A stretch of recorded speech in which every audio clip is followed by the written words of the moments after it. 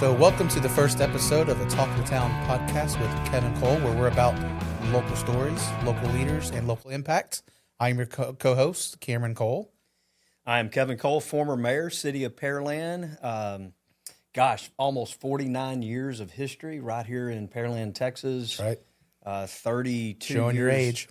Well, 32 years in local politics, 15 years of elected service. It's going to be fun putting this on and really bringing history of the city of Pearland, stories, talking about topics of the day, talk of the town. It's going to be fun doing all that. Yeah, so we're not really necessarily talking about just Pearland. Correct. Alvin, Manville, Iowa Colony, Missouri County, Harris County, state of Texas. We're going to stay away kind of from the national fiascos. I don't want to get into D.C. politics. That's a cesspool all of itself. Yeah. But in honor of what we just celebrated this past weekend, America 250. Yep. Any thoughts on 250? Well, I'm rocking out the patriotic shirt today in honor of our 250th anniversary as a birthday as a nation. It's just an incredible thing to be alive to see all of this. I remember, unfortunately, showing the age of 1976. I was 12 years old when we celebrated our celebration. 200th birthday as a nation, and so here we are, 250th. It's just an amazing thing. Our country, for all of its faults and all of its issues that kind of happen, it's still the best place on earth. We're all going through the soccer FIFA World Cup. We're seeing Europeans and people from all over the country come here, and they're seeing the true hospitality and what America really is, and their eyes are being opened to the true America. Well, and for you guys, we do have this 250 shirt, which we can speak to. We're all about faith, family, and freedom. Absolutely. So we do have this shirt to give away for today. So right now, whatever platform you're watching on, just comment America 250. You have until, Thursday morning at 8 a.m. That will be the 9th. Right. So we'll be doing a raffle later that morning to see who wins this shirt, and we'll send it to you wherever you're at. Right. So America 250, say it in the comments right now. So as you're watching. And so before we move on, how old's Pearland? Oh gosh, how old is Pearland? Pearland was founded in 1894 by Colonel Zelensky. That's 132. Right. So America was about 118 years old at the time. So roughly 132 years of age coming up in September. I think September. So Zelensky, I've heard that name before. Yep. So there's a park in the Old Town site on Grand Boulevard. Okay. Right. That's right. Called Zelensky Park. If you don't know where that is, behind Killen's Barbecue. Down the street. Just down the street. Yeah, right next to the school, the Montessori school. Yep. It's right there on Grand Boulevard. It's a beautiful little park. Got some great trees, some great place to go and hang out. Great swing sets and those types of things for the kiddos to play.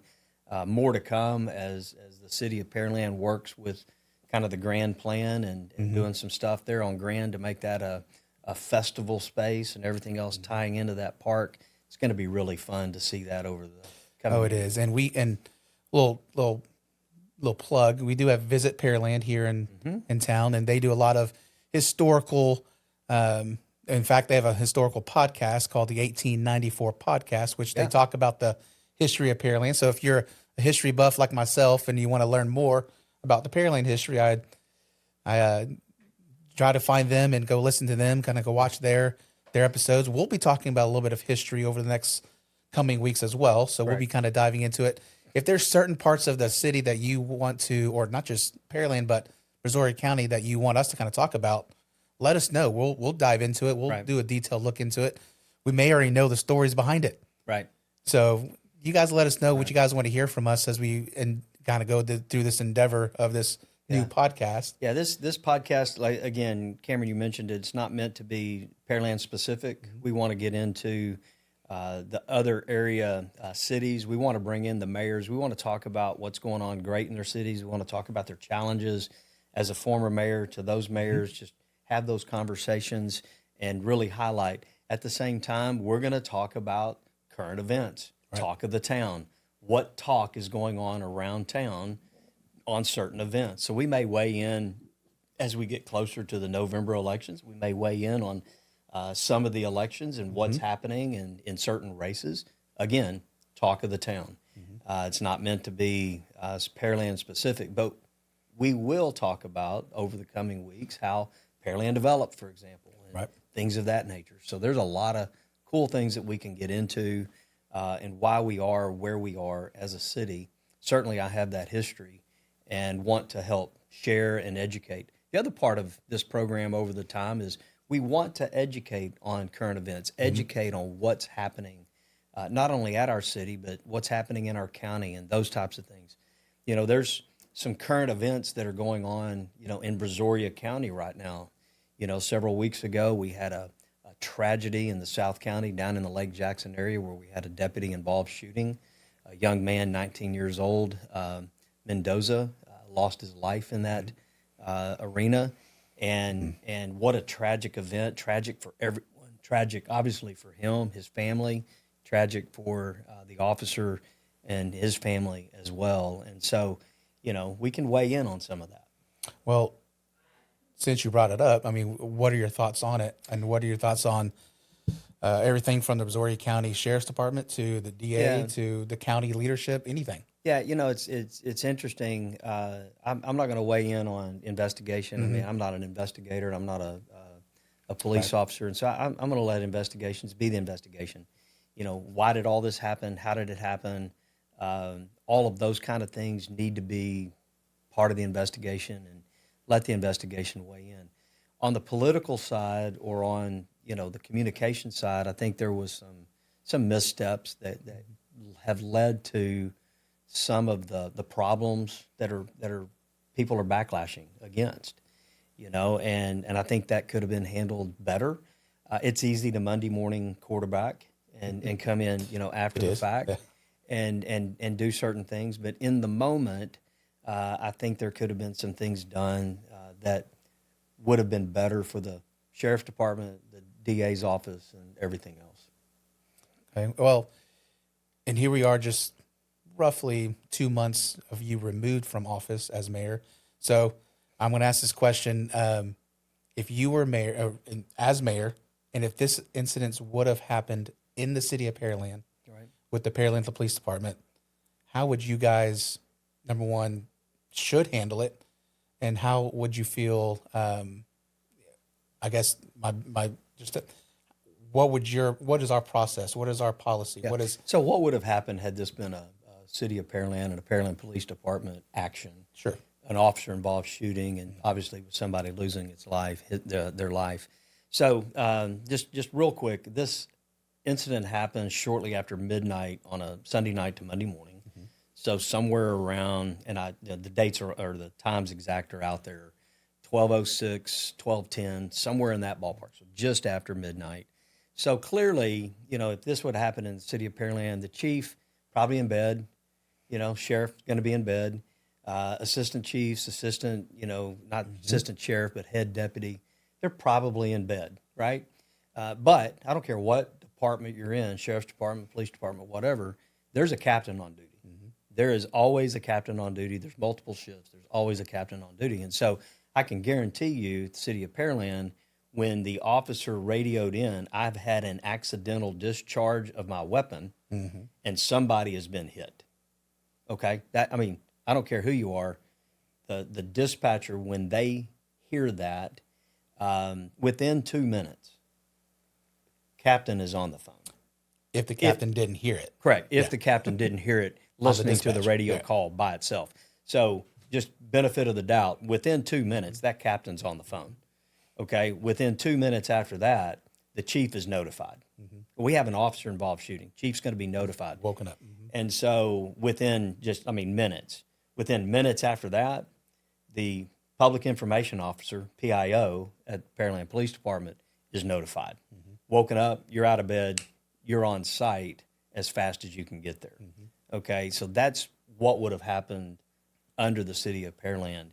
And because of that and the way that would have happened, I'm not going to say immediately there's a statement happening or anything like that. You got to process, you got to understand what's going on so you don't speak out of turn. But I can assure you that the Pearland Police Department would have been putting out a statement, press release, and all of those kind of things early in the morning. Okay, probably by 6ish. So early news cycle that would have been out. Now I don't know if the city would have handled this, but certainly something that could have been handled was a press conference. I mean, we now have a deceased young man, and probably what should have happened is a press conference by 9 a.m. that morning. And with that press conference, you have the sheriff's office, you have the DA, you have the Texas Rangers who are now investigating this case. You have all of the leads in that press conference, so people can see who, what, and where as this investigation moves forward.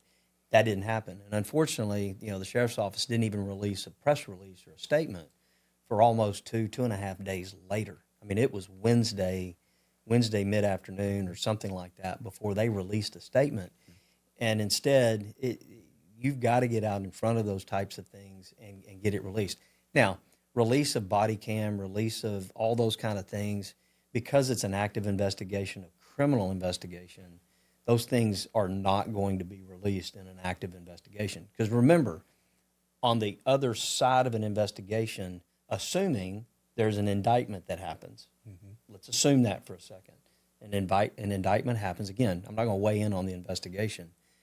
But at the end of that, now there's going to be a criminal trial, assuming there's an indictment. Right. Well, you don't want to compromise a trial. You don't want to compromise anything that's out there. So that's why the department, the DA, and others, they get tight-lipped because they don't want to have a bias for the trial. You want equal and fair, trial. That's how our system operates. Right. You don't want a jury pool that's biased because of news reports and certain things that are out there. So all of it has to be done that way for the sake of a pending trial and everything that will come of it. Obviously, within about 2 weeks, 9 days, the officer was terminated from the department. Correct. And those types of things. So that's proper course of action. I mean, there's those types of things that happen, and I don't dispute that or have any issues. I just think there could have been out in front of this a lot quicker, and some of the, I guess, emotion around it. These things create emotion by itself. You don't have to create it for, the incident, and instead, some of the emotions that are out there and pushback to the sheriff's department were created by the sheriff's department Because of I wouldn't say lack of the slowness, responsiveness, the slowness of responding, and those types of things. And again, you live and learn. We're humans. People make mistakes. I don't know. I don't believe the sheriff's department made any mistakes out of malice or ill intent or those types of things. I know there's people who would disagree with me on that statement, but I stand by that statement.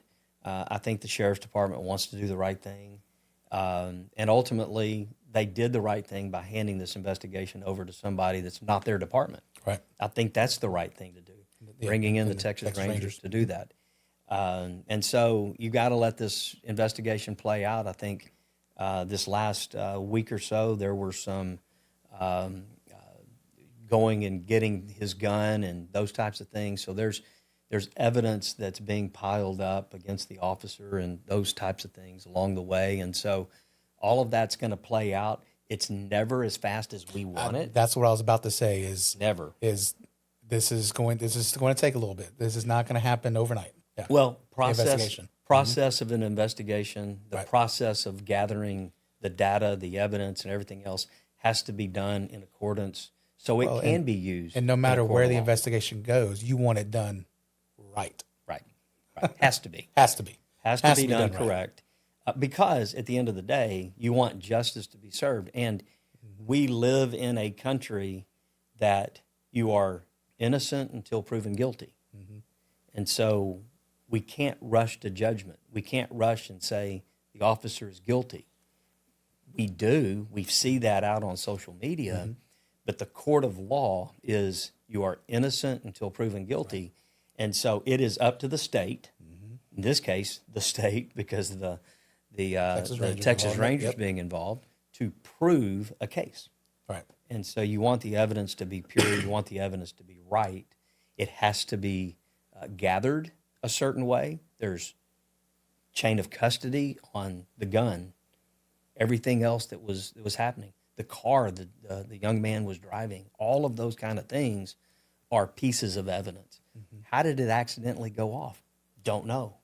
Body cam is going to be huge in this case. Mm-hmm. The dash cam of the cruiser, huge in this mm-hmm. case. And so all of that has to be done, appropriately handled, so it's not mishandled or tampered with.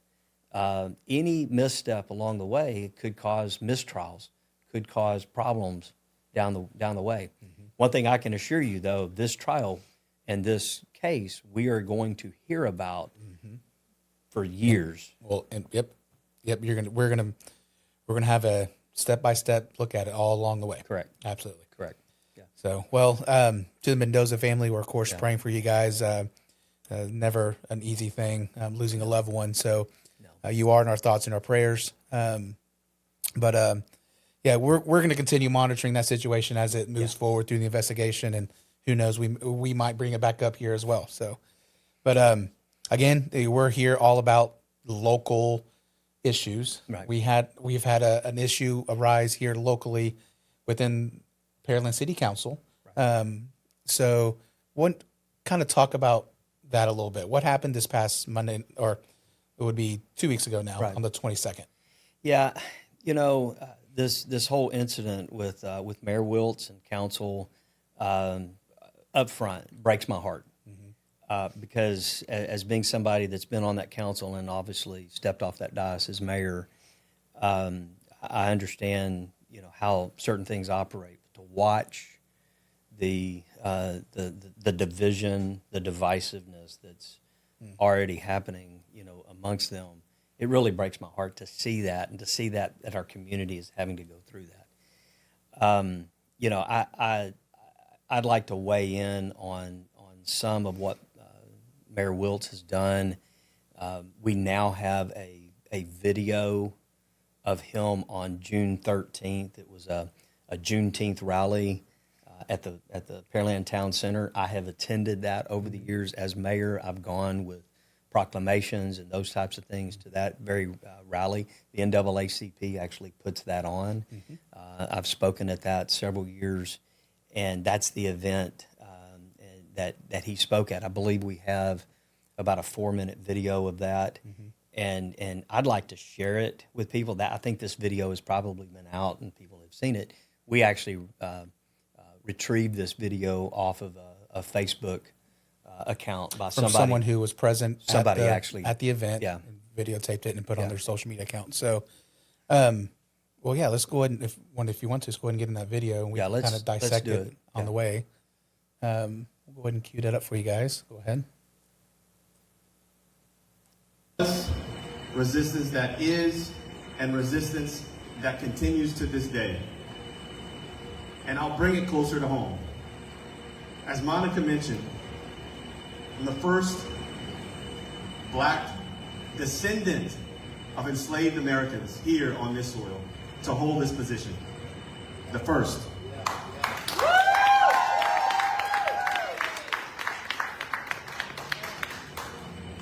I know many of you don't. And by the way, that is a historic event for our city. First black mayor in our city. I congratulate him. How Pearland's power structure is. I represent the city as the mayor. Some people, through resistance, have yet to understand that.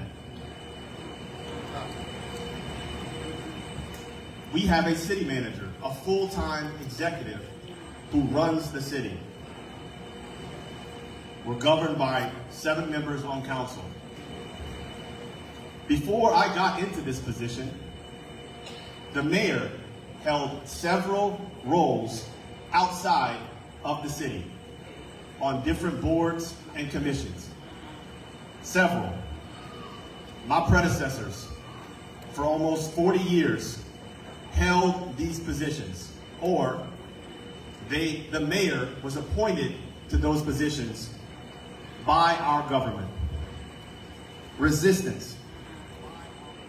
On June 22nd, the resolution will be put forward so that we continue a history of the mayor representing Pearland on these positions. So let's dissect that. So he's saying resistance. Yet I have communicated with each member of council, and this rally was on June the 13th. So again, I know a little bit about the process of putting an agenda together.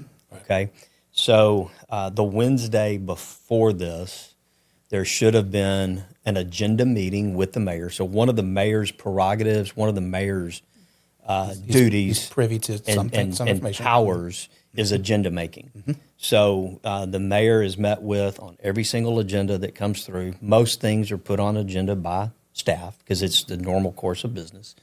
And so you're privy to the agenda. You can weigh in on some of the agenda, how certain things need to be, put on there and all that. But that agenda was given to him in a meeting, an agenda meeting on that Wednesday before this Saturday, June the 13th. Which would be June 10th. June 10th. And so he was privy to this agenda. That agenda is not given to the council until Tuesday, following this, which will be the it's the 16th. It's the Tuesday before a Monday meeting. Okay, it's finalized because in its form, when it's coming to the mayor, it's not final. Right. There's still some things that need to go with the agenda packet and then out. By law, it has to be out with 3 business days for the public. Yep. So that's a Wednesday and a Thursday and a Friday, business days before that Monday meeting. Council meeting on the 22nd. That is legally how it's done. So that agenda is forwarded to the council around close of the business on a Tuesday before a Monday meeting. So 3 days after this is when council was aware this was even an issue.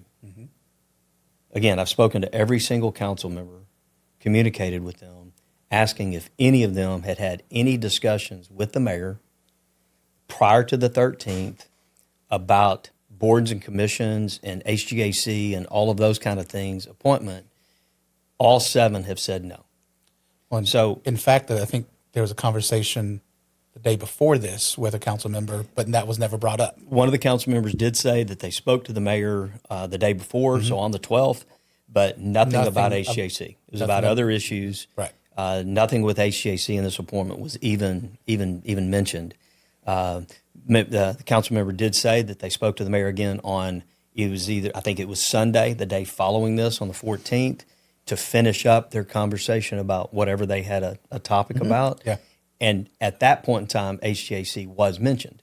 But when Mayor Wiltz gets up in front of this, it makes it sound as though he has spoken and there is this automatic resistance to him, being on certain boards and commissions. Yet at this moment in time, when he's making this statement, none of the council members even had their packet, didn't even know this was really an issue being brought in front of them. I do know that in the agenda meeting, he mentioned about being placed onto the HGAC board, and I believe staff said it is a council vote, which is true. That doesn't, in my estimation, mean resistance. That doesn't mean anything. The sad thing in the very first part of this is he introduces race into it. And race has no business being in this, but he injected to that. So let's continue on with the. I've been told, well, as they say in church, I've been told that the mayor should not be representative on those positions. Well, I was told that on June 22nd, we will see what council has to say about someone else sitting in my position outside of the city. So what I'm telling you is resistance. Pause it. So he mentions, I was told, which is what I'm leading to believe that simply staff told him this is a council vote, which it is. Any appointments, anything that's out there that a council member or a mayor or anybody else is appointed to these typical boards. I served on HGAC. He is correct. As mayor, I did serve on that committee, but I didn't serve it because I was the mayor. Right. Period. When I was elected mayor in 2020, I had no expectation that I would serve on anything. Those are all council votes. Okay? The mayor does not have a vote, only in case of a tie. So you've got 7 members, and I had zero expectation that I served on this board. The exception here, you can hear it in his rhetoric. That is my position. He says that. That is my position. And I don't care what you say, it is a position of someone from the city. Right. Okay? Right. And we have had council members serve in that position over the time. In fact, Mayor Tom Reed, Correct. Yep. okay, very first introduction to HGAC was a council member Right. in 1973. He was elected as council in 1973. Right. Later that year, wasn't immediate. Later that year, was appointed not as Pearland's representative. Explain that one. So, in order to have a board seat as a city, population matters. Okay. So, on the HGAC board, you have to have a population of 25,000, and you get an automatic seat to the We board didn't receive 25,000 population until about 2000. until about 2000. Okay. And we're still talking about the 70s here. So, in the 70s, maybe 5,000, 6444 was the population in 1970. And so in 1973, when Mayor Tom Reed was elected as a council member, okay, so population was 7,000 or so. And so he got involved at HGAC, worked his way through probably as a small cities rep. There's coalitions, small cities, and those types of things. I believe he was a rep for home rule cities. Right. The name home rule. That's how they called it. Would that require the other cities he's representing to kind of vote or appoint him as well? So there is a coalition So it wasn't meeting. just Pearland. It So- was so there's a surrounding cities. Yeah, so there's a coalition meeting of small cities. And in fact, today, Dan Davis, Mayor Dan Davis in Manville, is a small cities rep. He's the home rule rep. Okay, Yeah. a small cities rep to the HGAC board. Why? Mm-hmm. Because Manville doesn't have a population of 25,000.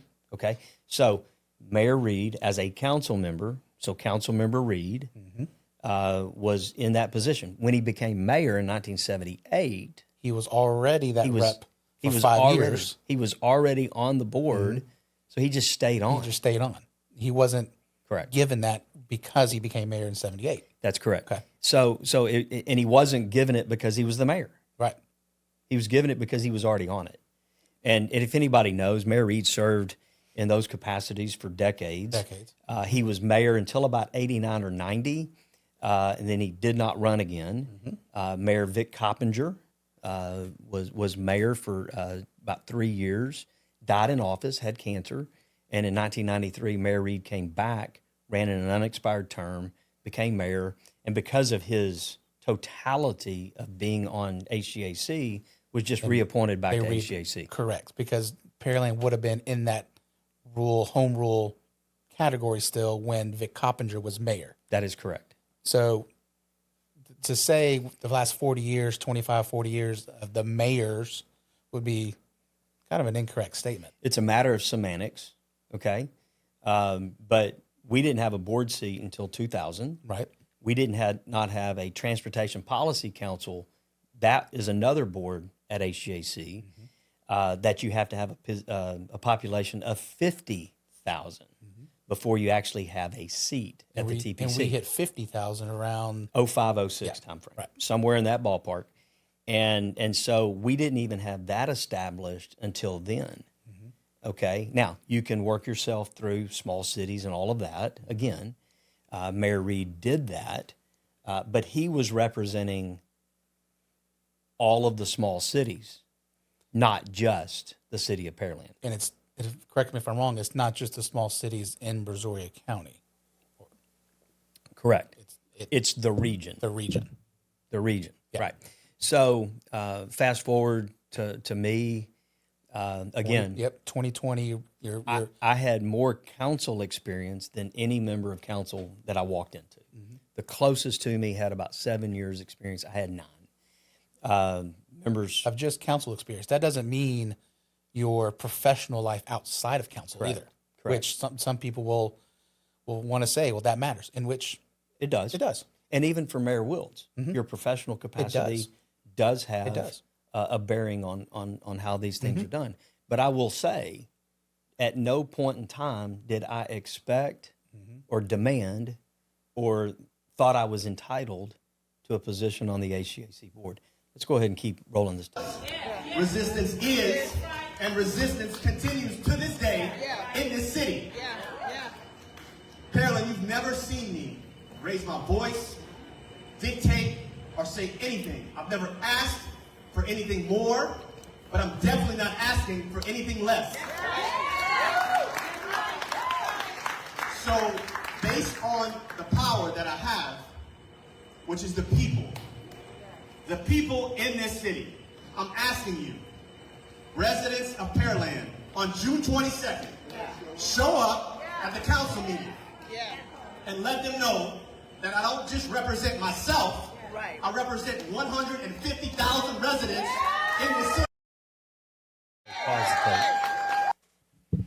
Okay, so it's clear in this video that he is, and I'm just going to use this word, he is ginning up an emotional response to all of this. And at that point in time, again, this was probably, I don't know what time of day it was, probably 11-ish in the morning on a Saturday morning on June the 13th. 7 members of council don't even know that this is an issue that they're going to be voting on the 22nd. They don't even have the agenda. He is sharing with people at this rally to show up at a meeting that council members don't even know about. And by the admission of council members, haven't even had this discussion about HGAC. So this is being ginned up by our mayor. Period, full stop. I'll stand by that statement with anyone. This is a wrong way to handle this. Now, to the 51% that elected him, 100%. He is duly elected with 51%. In our elections, it's 50% plus one vote. One vote. Okay? Right. He received 51% of the vote. Okay? Monday night at that council meeting on the 22nd, there was somebody said he received a mandate. This would be a citizen comment. Citizen comment. A mandate for all of this. A mandate for anything he wants. A mandate was used. Now, the other council members are all elected at large. Just like the mayor is. So let's talk about their elections. So if the standard is 51% to receive a mandate, Councilmember Koza. Yeah, we can go down the line. Let's go down the line. So Councilmember Koza, he actually went up an incumbent against an incumbent with, I believe, 56 to 57% of the vote. Correct. And then 3 year. years later, ran unopposed. So he received a mandate his first election.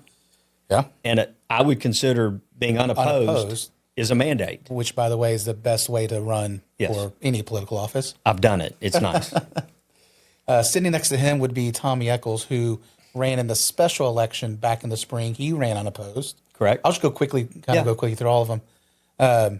Next to him would be Mona Chavarria, which was on the same ticket as Mayor Wiltz. Right. She received 55% of the vote. So the same voters that elected the mayor at 51%, the same voters, 11,800 and change, elected Mona Chavarria, member of council, with more votes. Okay, that would be correct. Yeah. So she has a mandate. Okay. Okay.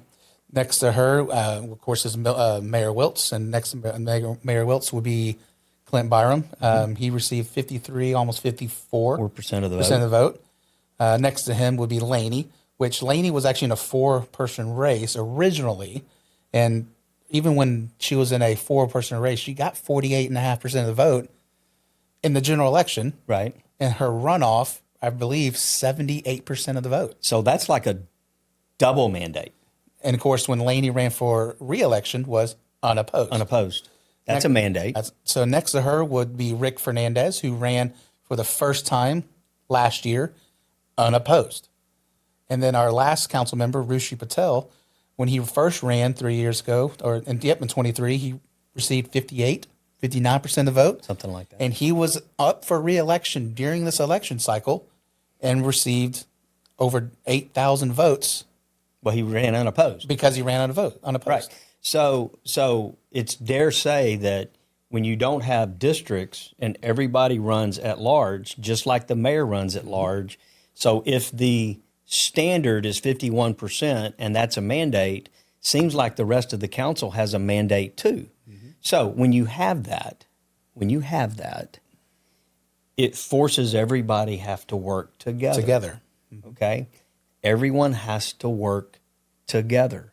Now, what's happened here, and we're going to finish this tape in just a second, but what's happened here is the mayor, and he and I had lunch. On the 15th, I believe, that Monday. Yeah, that Monday after this, and he brought up the HGAC thing directly to me.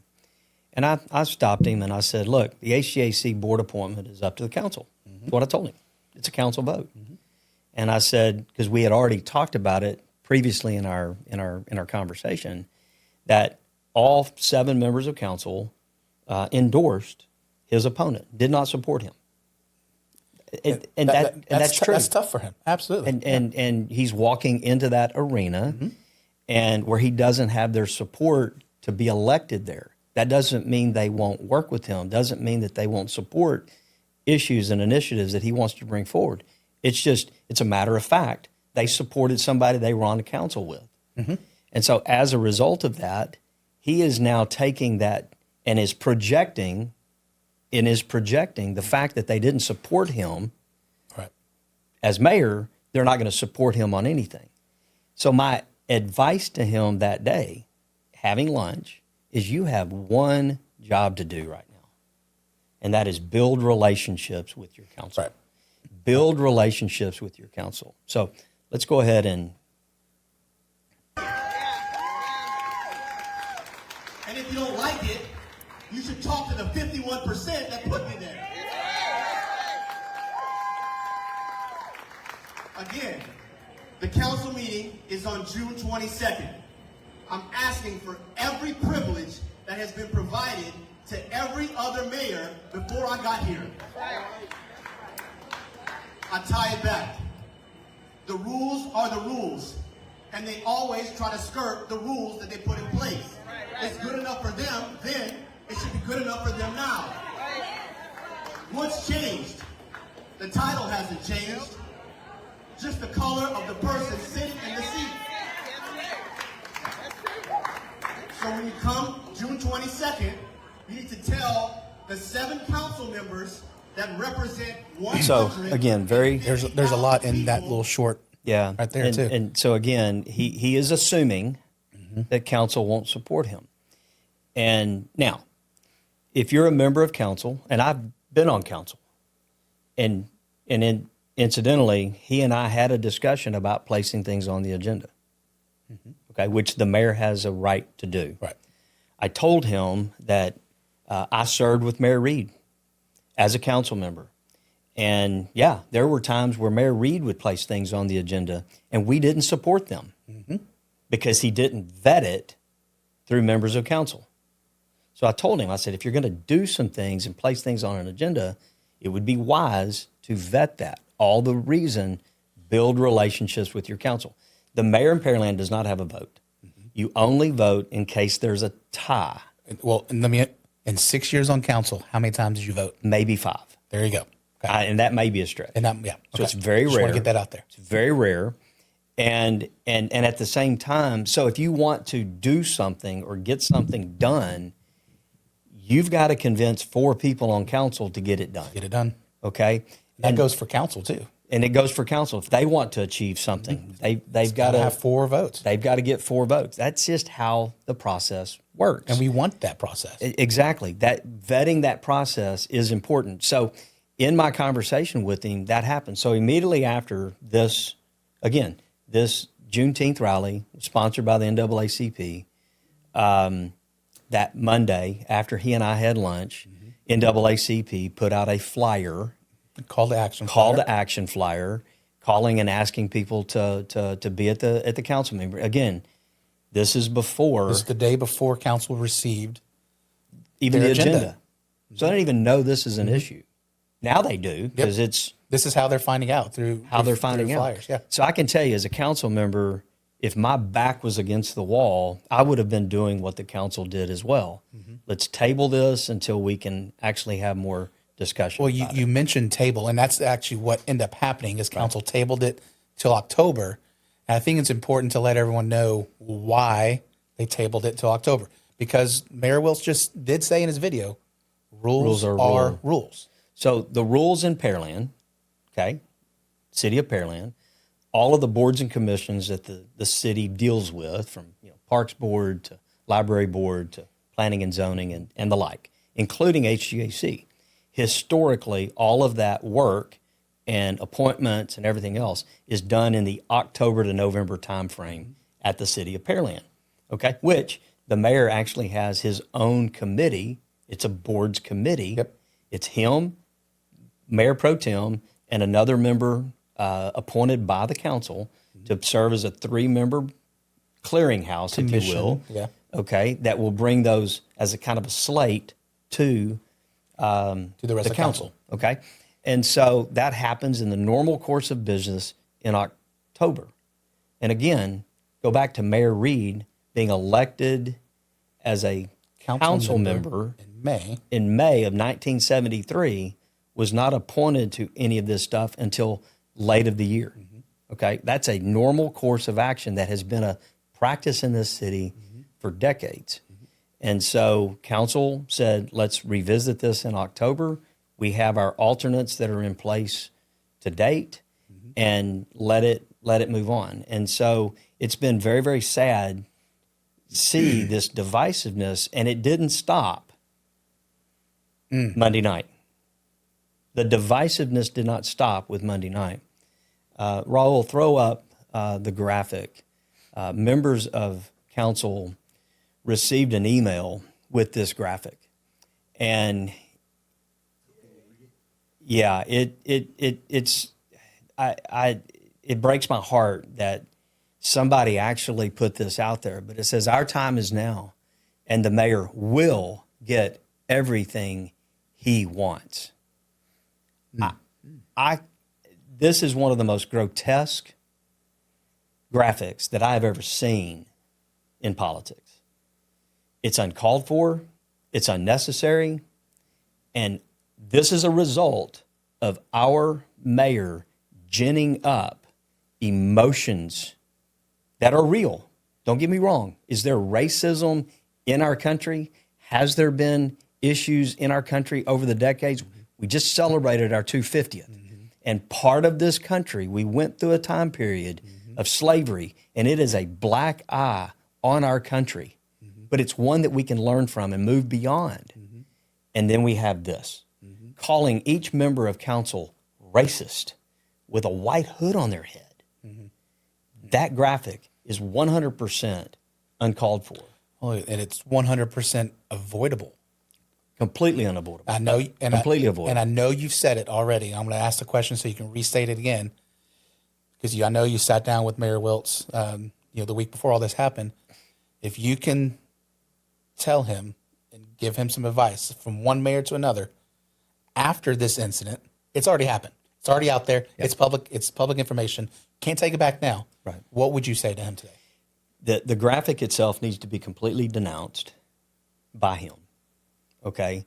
I don't think in his heart he believes that his members of council should have a hood on their head. I don't believe that. But there's members in the community that sent that apparently do. So it is up to him to, he's fanned the flames. He needs to squelch the flames. Okay? He needs to bring the rhetoric back down, because if it doesn't, this is not going to end well for our city. It's not going to end well for him. It's not going to end well for council. It is a black eye on our city that is 100% avoidable. But it started on June 13th with the tape that we just watched. All of it started right there. And so I put the responsibility back on the mayor to be the leader and to be the voice of reason and tamp this back down. Yeah. If not, it's just not going to end well for people. Well, we'll see in the coming weeks. We'll have our next council meeting next week, July 13th. Yep. And then we'll move on through the rest of the summer months and into the fall. So, but that's what we're here to do on the Talk of the Pearland, or Talk of the Pearland. We're talking about Pearland City Council. Talk of the Town podcast. We're just bringing up relevant things and issues that are going on in our city, in our county, in our state. So this is what we're going to do. We're on a weekly podcast. Be looking for our next podcast a week from today. I think you have a little teaser in mind. Yeah, if you really want to see and hear kind of how our city developed, number one, we're going to be talking about how the development pattern happened in our city and why it happened and the speed at which it happened. But if you want to hear the story about how the city of Pearland almost became home to a NASCAR track and an NFL stadium, tune in. Well, yeah, that would be kind of interesting to hear about all those stories. But like you said, tune in next week to hear about those stories, where here we are at the Talk of the Town podcast, where we want to bring local leaders, local stories, and local impact to you guys. So that wraps up our first ever episode. Please feel free to comment and share, no matter what platform you are on. And we'll see you next time.